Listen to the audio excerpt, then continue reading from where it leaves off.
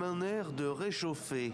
Certains partisans du président sortant encaissent mal la défaite.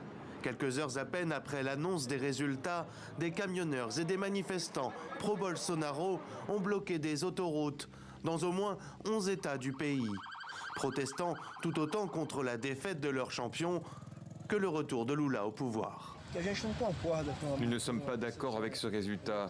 Nous faisons donc cette manifestation pacifique pour voir si nous pouvons le changer. Nous pensons que cela ne peut pas fonctionner. Un homme qui sort de prison pour gouverner notre pays, je ne peux pas être d'accord avec ça. À Brasilia, les forces de sécurité ont installé des barrières pour bloquer l'accès au Congrès et à la place des trois pouvoirs où se trouve le palais présidentiel. C'est là que la seule image de Jair Bolsonaro a été prise en plus de 24 heures.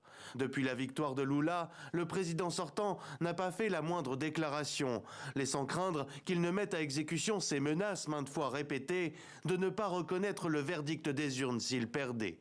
Le précédent américain de la prise du Capitole par des partisans de Donald Trump est dans toutes les têtes et Luiz Inácio Lula da Silva s'est dit inquiet. Le président nouvellement élu, légitimé par l'avalanche de messages et de soutien de dirigeants étrangers.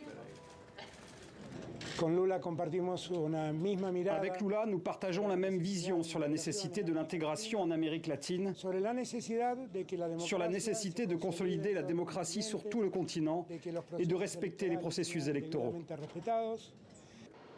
Difficile de savoir si le mouvement de contestation bolsonariste est spontané ou coordonné par un groupe politique. Ce lundi soir, après une requête d'une fédération de transport, un juge de la Cour suprême a ordonné à la police la dispersion immédiate des barrages.